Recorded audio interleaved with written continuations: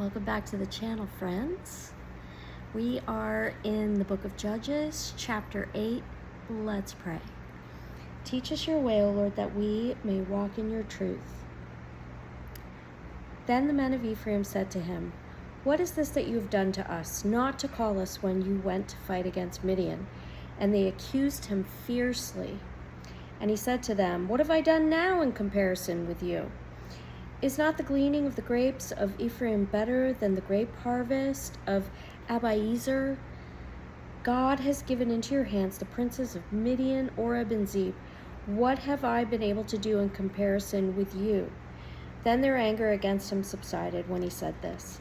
And Gideon came to the Jordan and crossed over, he and the 300 men who were with him, exhausted yet pursuing.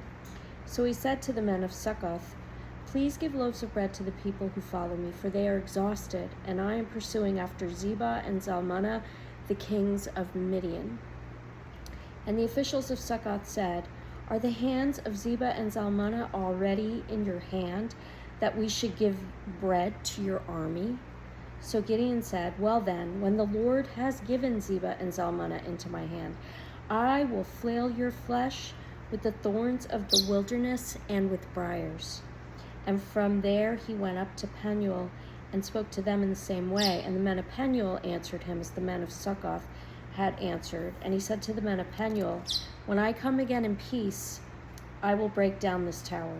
Now Zebah and Zalmunna were in Karkor with their army, about 15,000 men, all who were left of all the army of the people of the east. For there had fallen 120,000 men who drew the sword. And Gideon went up by the way of the tent dwellers east of Nobah and Jogbehah and attacked the army, for the army felt secure. And Zebah and Zalmunna fled, and he pursued them and captured the 2 kings of Midian, Zebah and Zalmunna, and he threw all the army into a panic. Then Gideon the son of Joash returned from the battle by the ascent of Heres, and he captured a young man of Succoth and questioned him. And he wrote down for him the officials and elders of Succoth, 77 men. And he came to the men of Succoth and said, "Behold, Zebah and Zalmunna, about whom you taunted me, saying, 'Are the hands of Zebah and Zalmunna already in your hand, that we should give bread to your men who are exhausted?' And he took the elders of the city, and he took thorns of the wilderness and briars, and with them taught the men of Succoth a lesson. And he broke down the tower of Penuel and killed the men of the city. Then he said to Zebah and Zalmunna, 'Where are the men whom you killed at Tabor?' They answered, 'As you are, so were they. Every one of them resembled the son of a king.' And he said, 'They were my brothers, the sons of my mother. As the Lord lives, if you had saved them alive, I would not kill you.'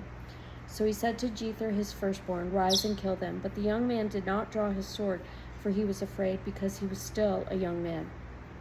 Then Zebah and Zalmunna said, 'Rise yourself and fall upon us.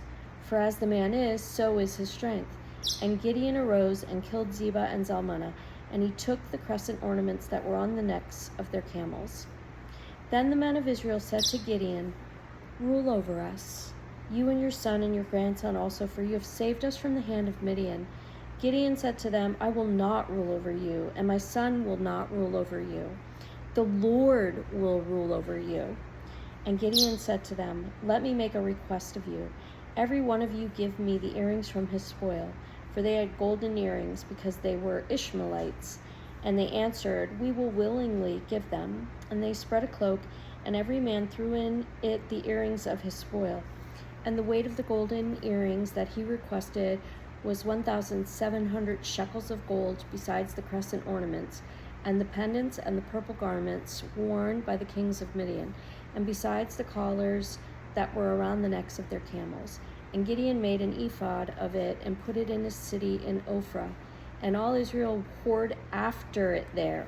And it became a snare to Gideon and to his family. So Midian was subdued before the people of Israel, and they raised their heads no more. And the land had rest 40 years in the days of Gideon. Jerubbaal, the son of Joash, went and lived in his own house. Now Gideon had 70 sons, his own offspring, for he had many wives. And his concubine, who was in Shechem, also bore him a son, and he called his name Abimelech. And Gideon the son of Joash died in a good old age, and was buried in the tomb of Joash his father, at Ophrah of the Abiezrites. As soon as Gideon died, the people of Israel turned again and whored after the Baals, and made Baal-berith their god.